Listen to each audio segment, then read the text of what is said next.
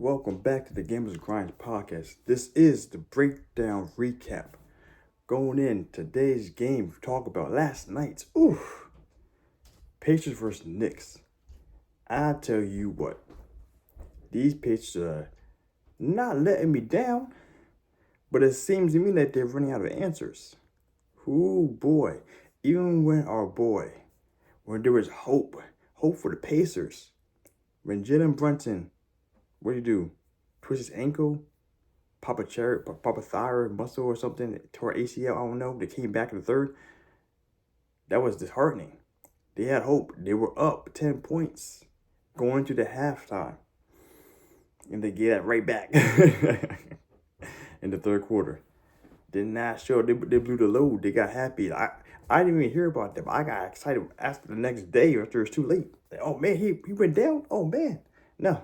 Nah, Jalen Brunson put down for a little bit just to let them know that, hey, you had your chance. You blew it.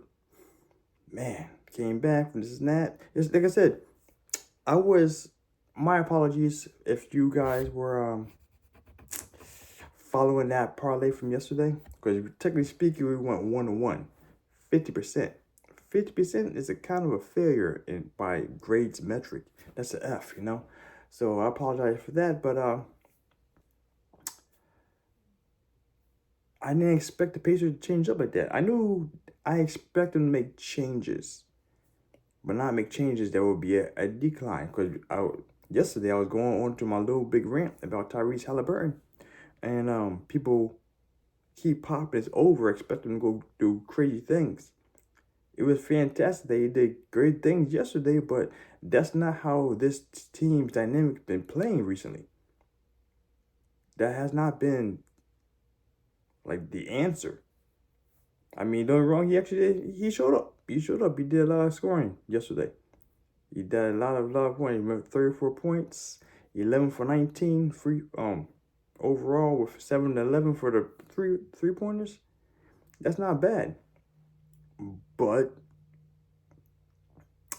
it seems the Knicks had a little more in mind because they both outdid themselves from the first game, but not to the point of keeping it close for the Pacers. So that was actually interesting. Like I said, they switched it up. They changed up to let Halliburton shoot again. Because Pascal Siakam and Obi Toppin, they were the 1 and 2s, so the 2 and 3s, holding it down from behind. Well, I was going to say Siakam. Siakam was kind of the big forerunner for the last series, which helped them overcome a lot of deficiencies, I guess. But yeah, it seems to me like I don't know what other tricks the Pacers could pull off. Like they always lack defense, so that was never the issue. They always just out offensively scored people, and they might ran to a brick wall. Cause look at them. Oh my goodness. Oh goodness. The lowest point for the starters from the Knicks was 14. That was Hartenstein. One of them. I'm always messed up names anyways, you know what I'm saying? So different here. But man, sheesh. Even when Brunson went down, he still did a higher score point on this team. That's ridiculous. I mean, 14 is the lowest. 3 people almost at 30 points on the Knicks squad. If only they had defense. See, I was just saying that about the Minnesota Timberwolves game. Sorry, the Timberwolves series and the OKC series. Is that defense is that the biggest differentiator right now when it comes down to playoff plays, you know, unless people are just shooting lights out. And that's what Pacers had to do going to the third game, but they had to figure something out because they're scoring a relatively high amount, but they need more steals or more something. Sheesh, look at this. How many steals? Need more steals, less turnovers. That's what it comes down to. And make a lot more shots.